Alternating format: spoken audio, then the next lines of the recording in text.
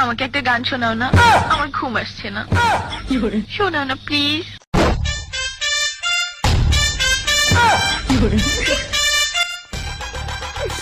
তুমি আমার কাছ থেকে গান শুনবা জান?